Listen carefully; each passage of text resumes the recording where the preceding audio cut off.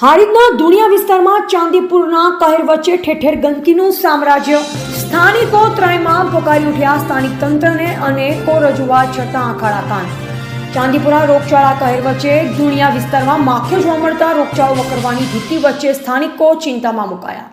સમગ્ર ગુજરાતમાં ચાંદીપુર નામના વાયરસે માથું ઉંચક્યું છે, ત્યારે પાટણ જિલ્લાના હારીજ નગરપાલિકા તંત્ર ઘોર નિંદ્રામાં જોવા મળ્યું.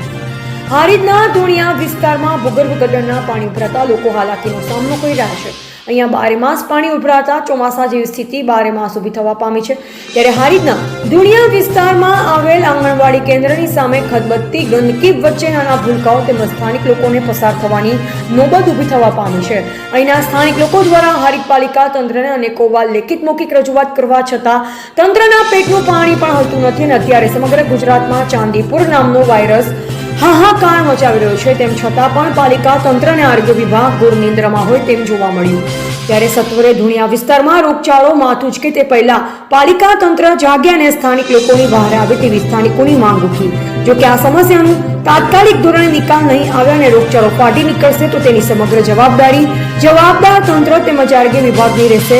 તેમજ ગાંધી ચિંધ્યા માર્ગે આંદોલન કરવાની ચીમકી લોકોએ ઉચ્ચારી. રિપોર્ટર અનિલ રામાનુજ, રાધનપુર, પાટણ. બહુ મુશ્કેલ આવીને પડી છે, એટલે સરકારશ્રીને એટલી વિનંતી કે અમારા વિસ્તારનું થોડું ધ્યાન દોરે અને અમારા વિસ્તારનું થોડો ઉદ્ધાર થાય એવું કંઈક કામ કરો, જેનાથી અમારે રહેવામાં થોડી અત્યારે બહુ જ તકલીફ પડે છે.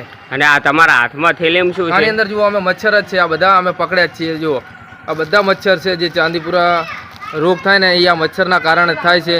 બહુ જ અમને તકલીફ વેઠવી પડે છે. એટલે કે તમે સરકારશ્રીને એટલી વિનંતી કે અમારા વિસ્તારનું તમે કોક કરો, અને અમારે રહેવામાં બહુ તકલીફ પડે છે. આ નાના છોકરા તમે જોઈ શકો છો. જુઓ, બાર મંદિર છે, જે ગારાની નજીક જ છે.